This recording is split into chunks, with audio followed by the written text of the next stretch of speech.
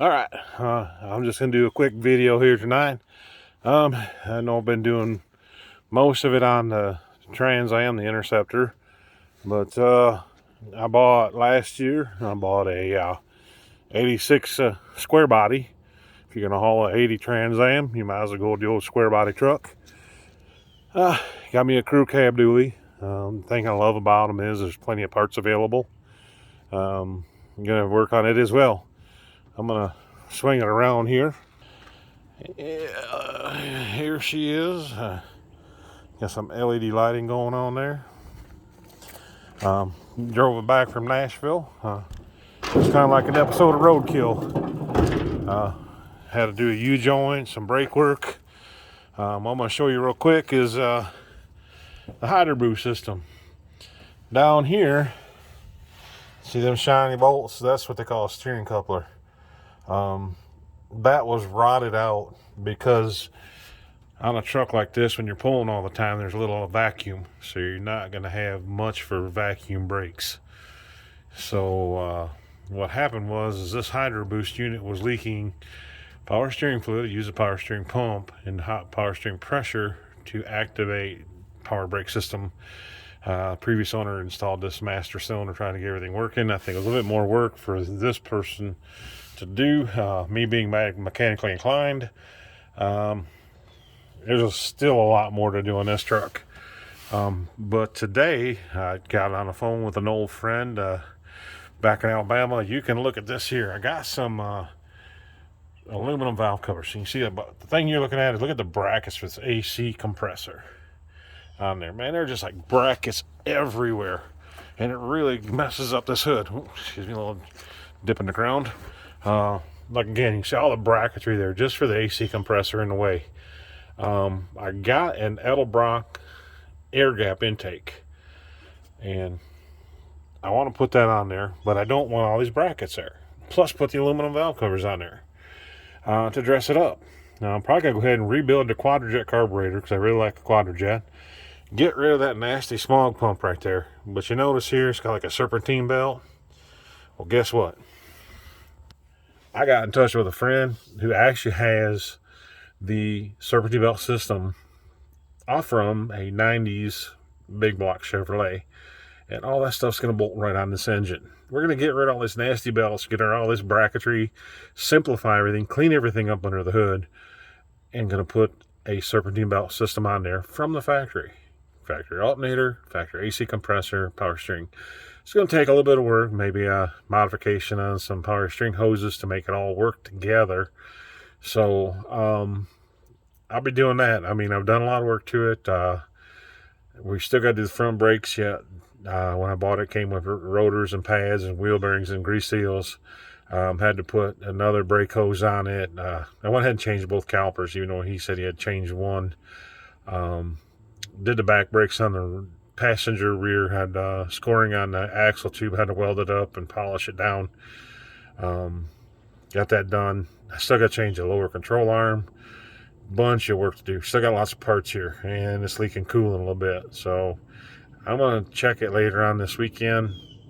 Gonna find out where that leak is. If I got to get a new radiator, I might go ahead and get that here. Bought a trailer hitch for it. Bought a new bumper. There's just a massive piece of angle iron welded up in the back with a trailer hitch ball welded on it. I don't want that. I want to go with something that's a lot cleaner. Bought me a chrome step bumper for the rear. I actually bought me another bed with a topper, 4 doors, another fender, and probably stick the fiberglass with the steel column induction hood on here. Some people don't like them, some people don't. Well, that's my truck. I'm going to put on there what I want. But in the process, I'm going to show you guys on the serpentine belt. We're going to modify all this, make it look cleaner. Not going to be like a restored engine bay where it's going to look mint perfect. Truck's been sitting all winter long. Ain't started it up or nothing. Like I said once again on the other video, it's getting warmer out. I'm going to start moving stuff, getting work done. So that being said, I just give you guys a little update. The reason why I bought it, I thought, well, if the 454 goes out, we'll get a 5.9 Cummins diesel dropped in here, and she'll pull some load and turbocharge it and put in maybe an overdrive transmission, get some fuel economy out of it, and we'll see what happens. One other thing I want to mention is the water pump. When we convert this thing over to a stock water or the stock serpentine belt system on a 90s or early 2000 model big block serpentine belt setup, we got to change the water pump to a reverse flow water pump. But the nice thing is everything's factory parts. Something breaks down, it ain't custom. You damage your belt or a belt tensioner, you go to the local parts store and be able to pick it right up. So I'm really excited about getting a hold of an old friend, being able to do some trading. I just got to get over to Alabama to get the parts. So just a little update on everything going on. So there's been a lot going on, and having not been able to work on anything, there's going through a job change. I start a new job next Monday, so a lot just getting done with finishing up where I'm at right now. So once that's done and things stabilize, we're gonna get back on it and start cleaning this thing up. Ready to hear this thing run. She's got a good rumble. When we got the truck, flew all the way up to Nashville with one-way ticket and plan on driving us back. I fired it up and said, man, this thing's loud. I looked at my friend, he thought he had Flowmasters on there. And I said, dude, they got no masters on there. It was straight exhaust pipes, no mufflers, no tailpipes. I didn't feel like driving all the way back to Atlanta with no exhaust. So took a run down to the local O'Reilly's part store and bought some mufflers, clamps, had to run around and get stuff.